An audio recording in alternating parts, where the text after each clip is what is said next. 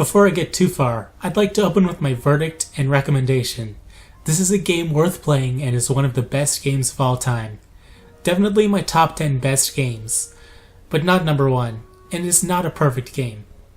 But as I've always said, no game is perfect. The premise is the game's greatest strength, but the execution and polish is where it falters. While the game is not perfect, I do have to give the development team a 100% on the job they've done.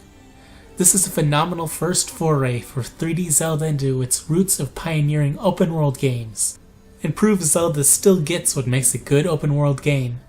I will explain where this game excels and why, but I'm going to start with its weak points. Having explored the entire world, I can say there are very few types of minor enemies. I recall 10 or 11, but there may be another or two. These enemy types have different variations, including skeleton forms for several, or flying, or amputee guardians, but whenever I see a flock of choo-choos or Kisapir, I groan a little inside, and wish for a little more variety. Maybe some Tektites, Levers, or Peahats, as well, or an occasional Gibdo or Redead in some of the shrines or graveyards. However, one of these enemy types is one of my all-time favorites and a first time in 3D Zelda. Another gripe is that a frustrating number of shrines are basically useless as fast travel points. One in Death Mountain is inside of a giant rock surrounded by lava that you can glide in, but I imagine climbing out would be a very challenging prospect, if even possible. There are also a number of very bad glitches and bugs pertaining to a certain phenomenon that revives enemies and resets collectibles. They are supposed to happen at midnight on some days, but I had one endgame day where I encountered 6 or 7 in a 12-hour period, and thought I was about to get a bad ending.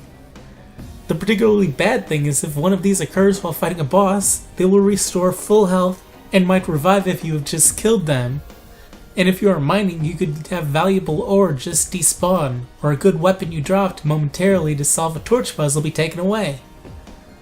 Overall, this is easily one of the easiest Zelda games, but is extremely cheap.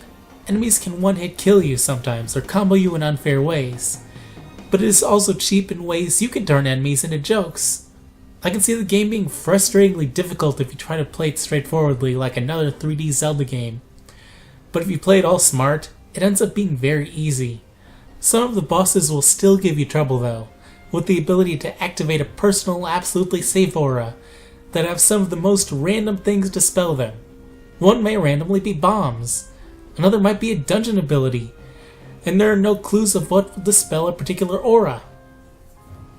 One of the story boss fights, the first one I did for the water dungeon, is particularly long and draining on resources. I went from a healthy number of arrows to basically none except for electric arrows, because there are 6 to 10 attacks you have to shoot before you can damage the boss. You can't dodge them, you can't bomb them, you can't hit them, you have to shoot them, and then make sure you damage the boss, or you have to shoot more attacks.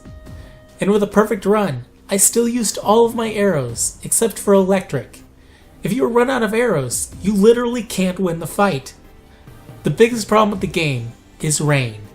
Everything becomes too slippery to climb, so if you're near the peak of a mountain and the rain starts, you have to sit there and wait for it to pass, and it breaks the pace of the game completely. I was having fun and exploring, but now it's raining and I can't climb the last bit.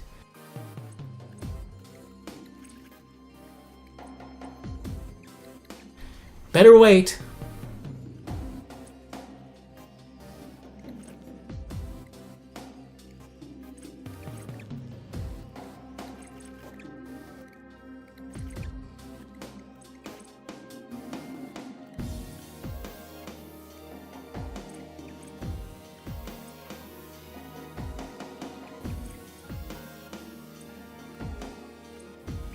Oh look, another weather block of rain. And another.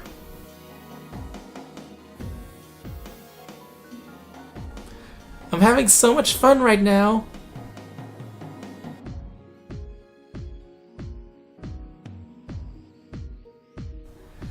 I know they were going for realism, but the game would be more fun if you didn't slip.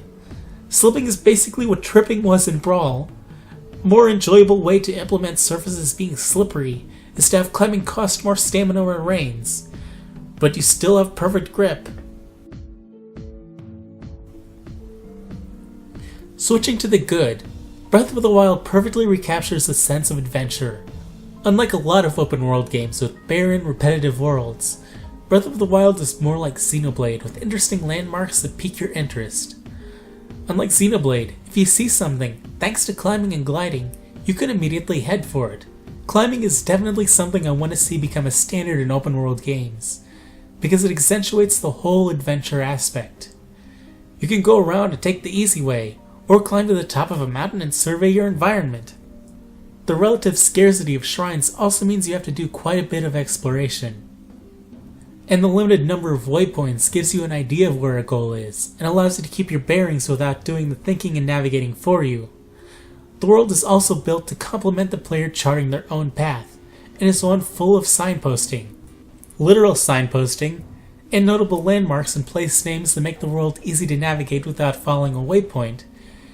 And when you are told to go somewhere, characters give valid directions, just like if you asked somebody where the post office is, and they told you it was just past the church to your right.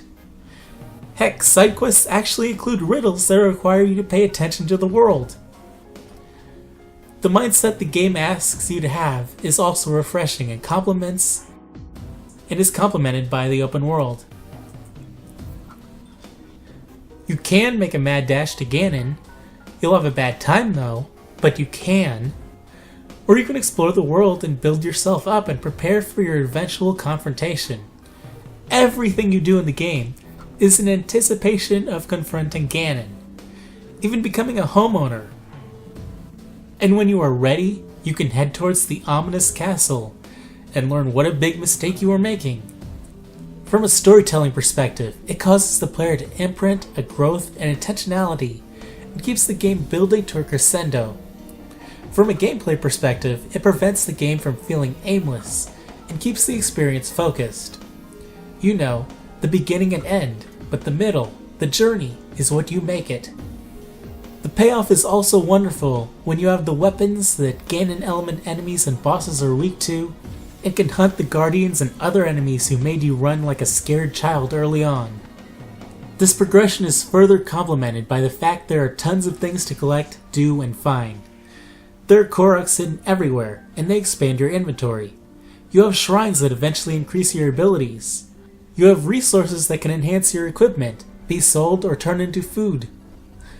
You have treasure chests with money, rare collectibles, or weapons. You have side quests. You have memories that flesh out the story, and you have dungeons that will give you an edge over Ganon and his minions. Unlike some N64 era collectathons, every item has a tangible contribution and purpose. The shrines are a particular high point for me, feeling the most like dungeons, only completely open-ended, asking you to look at what you've been given and come up with a solution.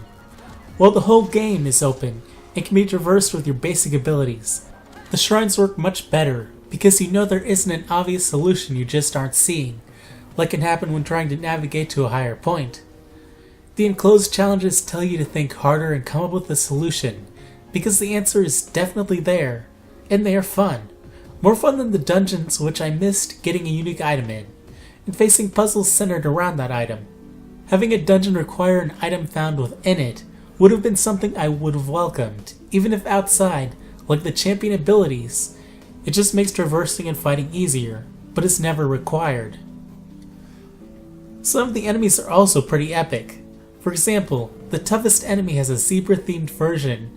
It is particularly epic for its kind, and the Talus enemies feel epic when you have to climb over them. While this game isn't perfect, it gets open world games in a way very few can, and is worth experiencing despite its shortcomings. I feel it deserves a 9.2, and I look forward to seeing the base refined into an even better game.